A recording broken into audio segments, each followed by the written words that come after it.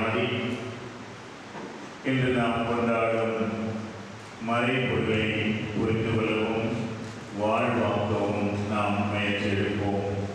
எனவே ஒரு யூஸில் வாங்குகின்ற பிள்ளைகள் நான் எதையாவது கேட்கும்போது உங்களுக்கு தெரிந்த பதிலை தவறாக இருந்தாலும் பரவாயில்ல, உங்களுக்கு தெரிஞ்ச பதிலை சத்தமாக சொல்லணும். சொல்லுங்களா? பேசுவீங்களா? பேச மாட்டேங்க? பேசுவோம். Very good.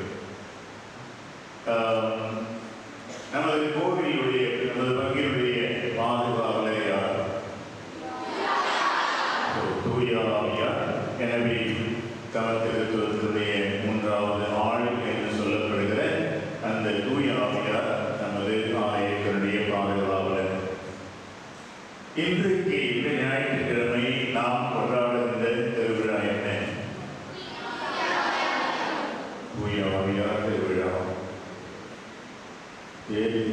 இருக்கிறதுனால நம்ம பங்கு திருநாள் கொண்டாடுறதுனால தூய ஆவியார் திருவிழா தான். ஆனால் முன்னுரையில் நல்லா கவனிச்சிங்கன்னா வேற ஒரு திருவிழா சொல்லப்பட்டது.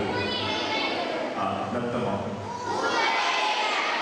ஒரு இறைவன் தமத்திருத்துவம் என்று பழைய தமிழில் சொல்லிட்டோம்னா இப்போ மூவொரு இறைவன் அப்படின்னு சொல்லி அந்த யார் அந்த மூவொரு இறைவன்? தந்தை, மகன், தூய. அப்போ மூணு சேர்ந்து கடவுளா மூணு கடவுளா? எப்படி மூணு ஒன்றாகும்?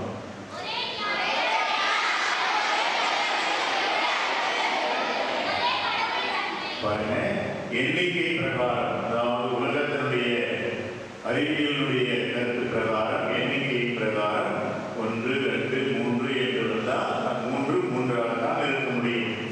ஆனால் நமது நம்பிக்கையிலே இந்த 3 ஆட்களும் இறை தந்தை, இயேசு கிறிஸ்து, தூய ஆவியார் ஆகிய 3 பேரும் சேர்ந்து ஒரே கடவுள் என்று ஏன் நாம் சொல்லுகிறோம் என்று சொன்னால், நீங்கள் சொன்ன அந்த பதில், இந்த 3 பேருக்கும் ஒரே ஞானம், ஒரே வல்லமை, சத்தமா ஒரே அன்பு, எனவே ஒரே கடவுள் தன்மை. நண்பர்களே, இப்போ நம்முடைய குடும்பங்கள் இருக்கிற பெற்றோர், அம்மா இருக்காங்க, அப்பா இருக்காங்க, பிள்ளைங்க இருக்கிறீங்க. குடும்பத்தில் எல்லா நேரத்தையும் வீட்டில் ஒரே மாதிரி இருந்தால் அல்லது சில நேரத்தில் ஒன்றுக்கு முரண்படுத்தாது.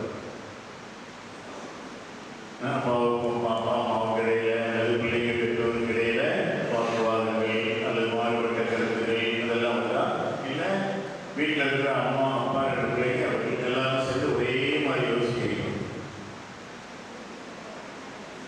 உங்களுடைய அனுபவம், பிள்ளைங்களுடைய அனுபவம் வேற வேற தான் நாம யோசிக்கணும். இப்போ உதாரணத்துக்கு உறுதி புஸ்தல் வருது, நான் எப்படி செய்யலாம் அப்படின்னு அப்பா ஒரு ஐடியா வச்சிருப்பாரு. அதே அம்மா வேற ஐடியா வச்சிருப்பாங்க. பிள்ளைங்க நீங்க உறுதி புஸ்தலுக்கு இப்படி எல்லாம் பண்ணணும் அப்படியே நீங்க வேற கருத்தை வச்சிருக்கீங்க. அப்போ எல்லாம் சேர்ந்து என்னதான் பண்றது கடைசியில அப்படின்னு சொல்லி நான் முடிவு எடுக்கும் போது ஒவ்வொருத்தரும் இல்லை இப்படி செய்யலாம், இல்லை இப்படிதான் செய்யணும் அப்படின்னு சொல்லி நம்ம வாக்குவாதம் வரும்போது தான் அந்த ஒரே என்ற அந்த நிலை மாறி பல என்ற அந்த நிலை வருவதை பார்க்கிறோம். ஆனால் தந்தை, மகன், தந்தை, இயேசு கிறிஸ்து, தூய ஆவி ஆகிய இந்த 3 பேருக்கும் ஒரே ஞானம் என்றால் அவர்களுடைய அறிவு, அவர்கள் சிந்திப்பது ஒரே மாதிரி, ஒன்றையே எல்லாரும் சிந்திக்கிறார். இரண்டாவது மிக முக்கியமானது ஒரே விருப்பம். நம்முடைய குடும்பங்களில் இந்த விருப்பங்கள் தான் மாறிப்போம். எனக்கு இது பிடிக்கும், இல்லை எனக்கு வேணாம், எனக்கு இதுதான் பிடிக்கும் அப்படின்னு சொல்லி அந்த விரும்புதல் வரும்போது வேறுபாடுகள் கட்டாயமாக வந்து விடுகிறது. ஆனால் தந்தை விரும்புவதையே மகனும் விரும்புகிறார், மகனும் தந்தையும் விரும்புவதையே தூய ஆவியானவர் விரும்புகிறார். அப்போ அவருடைய அறிவு ஒரே மாதிரியானது,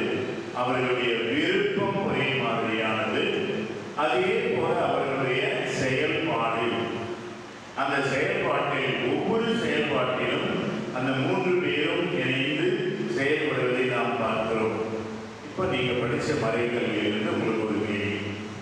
இயேசுடைய வாழ்க்கையில ஒரு குறிப்பிட்ட நேரத்தில் இறை தந்தை, உயாவி, இயேசு 3 பேரையும் ஒரே நிகழ்ச்சியில பார்ப்போம். எங்கிறது? தாபோர் மலை. தாபோர் மலையில எப்படி என்ன இயேசு உருமாறினார். அங்கே எலியாசும் இறைவாக்கியர்கள் இருந்தார்கள். அது சரியான பதில் இல்லை. இன்னொரு இயேசுடைய வாழ்க்கையில ஒரு சூழ்நிலையில ஒரு நிகழ்ச்சியில தந்தை, மகன், உயாவி எல்லாம் 3 பேரும் இருக்கிறது செயல்படுறதை பார்ப்போம்.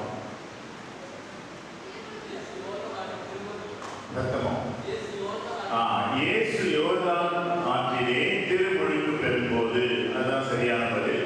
அங்க என்ன நடந்தது பாருங்க.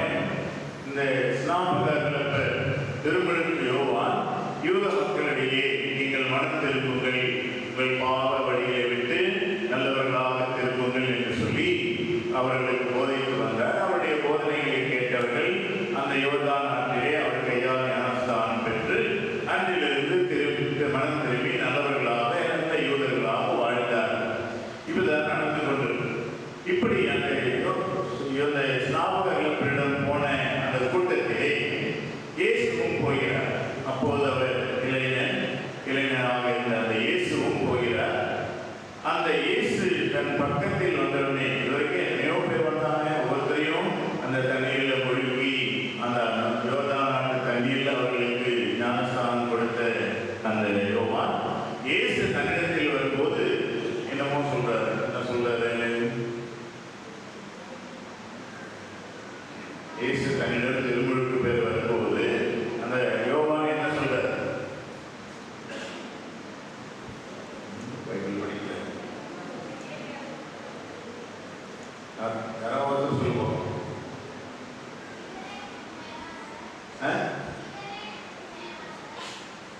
இவரே இல்லை, அடுத்தது யோவான் என்ன சொல்றாரு? ஐயோ, நான் உன்னிடத்திலே திருமுழுக்கு பெற வேண்டி இருக்க, நீரா என்னிடத்திலே திருமுழுக்கு பெற வருவது அப்படின்னு சொல்லி யோவான் ரொம்ப தயங்குறார். இயேசு என்ன சொன்னாரு?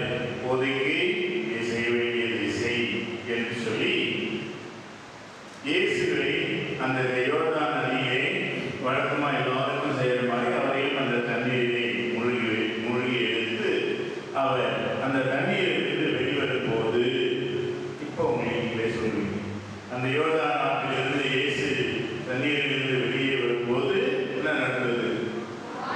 வானம் இருந்தது. அந்த வானத்திலிருந்து தூய ஆவியார் முதலாவடியிலே அந்த இயேசுவின் மீது வந்தார். இன்னும் இப்போ என்னமோ ஒன்று கேட்டது. தந்தை, இறை தந்தை, இவரே என் அன்பார்ந்த மகன், இவரில் நான் பெருமகிழ்ச்சி கொள்கிறேன், கூறிப்படுகிறேன் என்று அந்த தந்தை பேசியதார். எனவே அந்த நிகழ்ச்சியில தண்ணியில இயேசு நிற்கிறாரு. தூய ஆவி அவர் மீது வருகின்றார். அங்கே இவர்தான் என் அன்பார்ந்த மகன் என்று சொல்லி இயேசு அங்கு பேசுவதை பார்க்கிறோம். எனவே இந்த 3 ஆட்களும் ஒரே அந்த நிகழ்ச்சியிலே நாம் இருப்பதை இந்த நிகழ்ச்சி நமக்கு எடுத்துரைக்கிறது. சரி, இப்போ உறுதிப்பு சொல்கிற பிள்ளைகள், இந்த யோர்தான் நாட்டிலிருந்து இயேசு கரையேறி போன பிற்பாடு அவருடைய வாழ்க்கையிலே ஒரு மாற்றம் ஏற்பட்டது. என்ன மாற்றம்? இதுவரைக்கும் தன்னுடைய பெற்றோரோடு பிள்ளைகளோடு ஒரு இளைஞனாக வளர்ந்த அந்த இயேசு அந்த திருமுழுக்கு பெற்று யோர்தான் நாட்டிலிருந்து வெளியே வரும்போது அவருடைய வாழ்க்கையிலே ஒரு மாற்றம் ஏற்பட்டது. அவர் தன் மேய்ப்பு பணியை வெளிப்படையாக ஆரம்பித்தார்.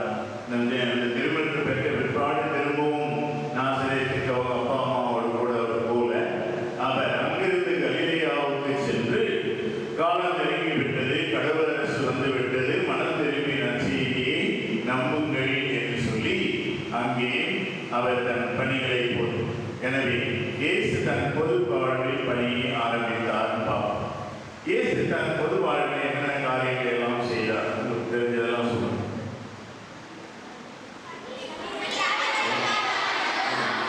முதல்ல இயேசுடைய முக்கியமான பணிகள் என்னவாக இருந்தது?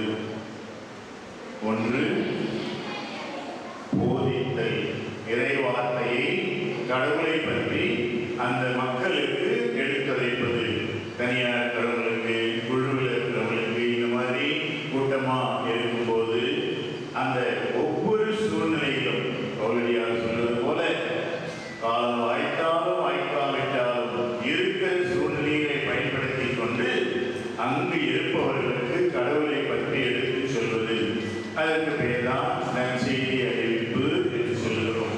எனவே இயேசுடைய பணி, முதல் பணி போதிக்கும் பணி, இறை அரசை, கடவுளை பற்றிய செய்தியை மற்றவர்களுக்கு சொல்லுகின்ற பணி. இரண்டாவது என்ன பணி?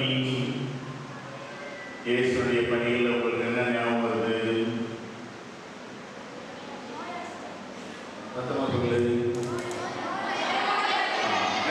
நோயா நிறைய புதுமைகளை செய்தார். வேகமா அப்படியே சொல்லிட்டு வரலாம். ஒவ்வொருத்தரும் ஒரு புதுமை. நோயாளிகளை குணமாக்கினார்.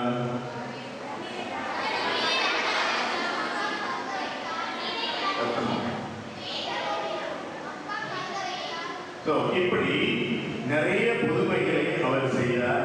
போதித்தார் முதல் வேற, புதுமைகளை அவர் செய்தார். நல்லா கவனிங்க. இயேசு எதற்காக புதுமைகளை செய்தார்? இயேசு நான் என்னை பற்றி எல்லாரும் நான் ஒரு பெரிய ஆளு அப்படின்னு நினைக்கணும், எனக்கு நிறைய சக்தி இருக்குன்னு நினைக்கணும் அப்படிங்கிறதுக்காக புதுமை செய்தாரா, அல்லது வேற எந்த நோக்கத்தோடு அவர் புதுமை செய்தார்? மறைக்கவில்லை வரலையா? எதற்காக இயேசு இந்த புதுமைகளை எல்லாம் செய்தார்?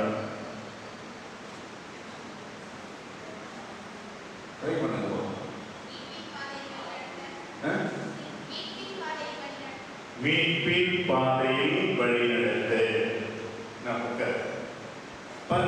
மீட்பின் பாதையில் வழிநடத்த என்ற போது அந்த மீட்பு இல்லாத இருக்கின்ற மக்கள், அதாவது தேவைகளில் இருக்கின்ற மக்கள், அது ஏழ்மை ஒரு தேவை, அறிவில்லாமை ஒரு தேவை, மற்றவர்களுக்கு அடிமைப்பட்டு கிடப்பது ஒரு தேவை, நோய் நொடிகளோடு இருப்பது ஒரு தேவை, இப்படி பல்வேறு தேவைகளில் இருப்போருக்கு இயேசு நன்மை செய்தார்.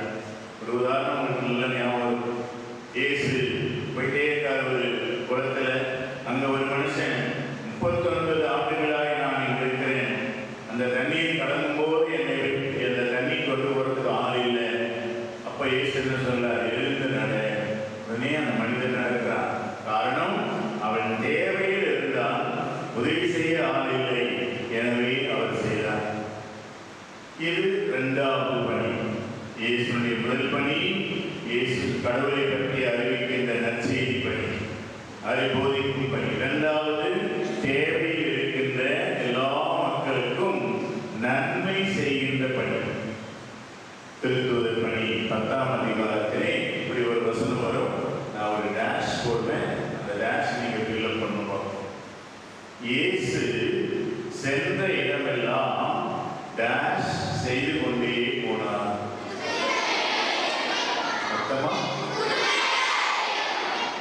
இயேசு சென்ற இடமெல்லாம் நன்மையை செய்து கொண்டே போனார். நன்மை ஏனென்றால் இந்த நன்மைகள் அப்படின்றது எல்லாருக்கும் ஒரே விதமான நன்மை கிடையாது. ஏன்னா எல்லாருடைய தேவைகள் ஒரே மாதிரி கிடையாது. ஒவ்வொருத்தருடைய தேவையையும் அதற்கு ஏற்றபடி செய்வது, அதுதான். ஒரு மனிதன் மனமுடனே கிடக்கிறான், அவனை உற்சாகப்படுத்துவது, அது ஒரு நன்மை. ஒருவர் நோயாக இருக்கிறார், அவருக்கு மருத்துவம் செய்ய உதவி செய்வது, அது ஒரு நன்மை. இப்படி உலகத்தில் நிறைய நன்மைகள். எனவே இயேசு போதித்தார், நன்மைகள் செய்தார். 2 கருத்து. மூன்றாவது, இயேசு செய்ததிலேயே மிகவும் பெரிய செயல் என்ன?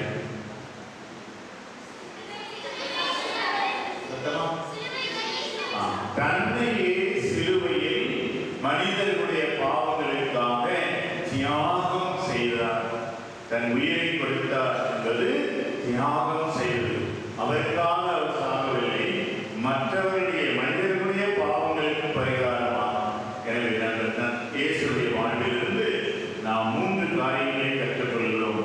அவர் கடவுளை பற்றி பேசினார், நன்மைகள் செய்தார், தியாகம் செய்தார். எந்த அளவுக்கு என்றால் தன் உயிரையே கொடுக்கும் அளவுக்கு தியாகம் செய்தார். இதை அப்படியே விட்டு உங்களுடைய மறைக்கல்விக்கு வருவோம். உறுதி பூசல் அருட்சாதனம் என்றால் என்ன?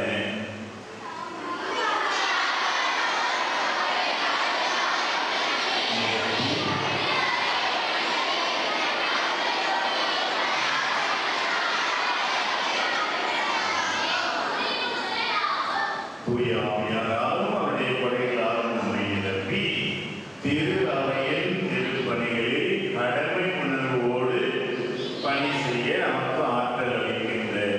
எனவே உறுதி பூசல் நீங்கள் எப்படி இயேசுவின் மீது அந்த தூயாவி வந்தவுடனே அவர் தன் பணிகளை நன்மை செய்யும் பணி, போதிக்கும் பணி, தியாகம் செய்யும் பணி இதையெல்லாம் ஆரம்பித்தாரோ, அப்படியே இன்று நீங்கள் தூயாவியை பெற்றுக்கொள்ளும் போது அந்த அதே போல நீங்கள், அதனால்தான் இந்த பதில் என்ன வருது? 2வது தூயாவியை பெற்றுக்கொள்ள தூயாவியாராலும் அவருடைய கொடைகளால் நிரப்பப்படுவது எதற்காக? திருப்பணிகளில் கடமை உணர்வோடு ஈடுபட. திரு அவை திருச்சபை அது என்ன செய்கிறது? அன்றைக்கு இயேசு என்ன பணியை செய்தாரோ அதே பணியை இன்றைக்கு நம்முடைய காலகட்டத்திற்கு இந்த இடத்திற்கு தேவைப்படுகின்ற விதத்திலே திரு அவை பணியாற்றுகிறது. அதே போதிக்கும் பணி, அதே நன்மை செய்கின்ற பணி, அதே தியாகம் செய்கின்ற பணி. இந்த பணிகளை செய்வதற்காக நீங்கள் இப்போது அந்த அருட்சாதனத்தை, உறுதி பூசல் மற்றும் நற்கருணை இந்த அருட்சாதனத்தை பெற இருக்கின்றீர்கள். எனவே நீங்கள் அருட்சாதனத்தை பெறுவது ஏதோ ஒரு சடங்கு முடிந்தது என்று அல்ல. இன்று முதல் தூயாவியாரால் ஆட்கொள்ளப்பட்டவர்களால், ஏன்னா உங்களுக்கு நல்லா தெரியும், தூயாவியாரால் ஆட்கொள்ளப்பட்ட அந்த சீடர்கள் என்ன செய்தார்கள்? பெந்தகோஸ்து நாளிலே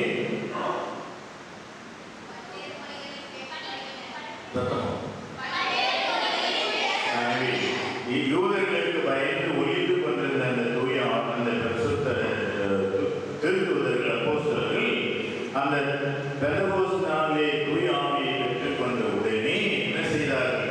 அங்கிருந்து இறங்கி ஊருக்குள் ஓடி கடவுளை பற்றி பேசினார்கள். அதே போல அவர்கள் நன்மை செய்தார். ராயபுரம் சீடரும் அந்த கோயிலுக்கு போகும்போது படிக்கட்டில் உட்கார்ந்திருந்த அந்த உழவனுக்கு எழுந்து நட என்று சொல்லி அவனுக்கு நன்மை செய்தார்கள். அதே போல ஒவ்வொரு திருத்தூதரும் தனது உயிரை தியாகம் செய்தார். நிறைய பேரை சிலுவையில் அடைந்தார்கள், வெட்டி கொண்டார்கள், எண்ணெயில கொதிக்கிற எண்ணெயில போட்டு அவங்கள சாகடிச்சாங்க. இப்படியெல்லாம் ஒவ்வொரு திருத்தூதரும் இந்த 3 காரியங்கள், கடவுளை பற்றி பேசுவது, நன்மைகள் செய்வது, தியாகம் செய்வது, இந்த 3ஐயும் ஒவ்வொரு திருத்தூதரும் செய்தார்கள். அதை செய்வதற்காகத்தான் இன்று உங்களுக்கு இந்த தூயாவியார் வழங்கப்படுகிறார். இப்போ கடைசியா ஒரு பாய்ஸ்ல ஒரு 5 பேர், கேர்ள்ஸ்ல ஒரு 2 பேர் செல்வோம். யாராவது தெரியுமா? ஓகே, இப்போ சரியா பாய்ஸ்ல 5, கேர்ள்ஸ்ல 4, இன்னொரு ஆள் யார்? 5. ரைட். இப்போ நீங்க இந்த 5 பேருக்கு மட்டும் கேள்வி, 10 பேருக்கு என்ன கேள்வினா, பாருங்க, இயேசு தூயாவியை பெற்றவுடனே போதித்தார், நன்மைகள் செய்தார், தியாகம் செய்தார். திருத்தூதர்களும் கூட அந்த தூயாவியை பெற்றுக்கொண்ட உடனே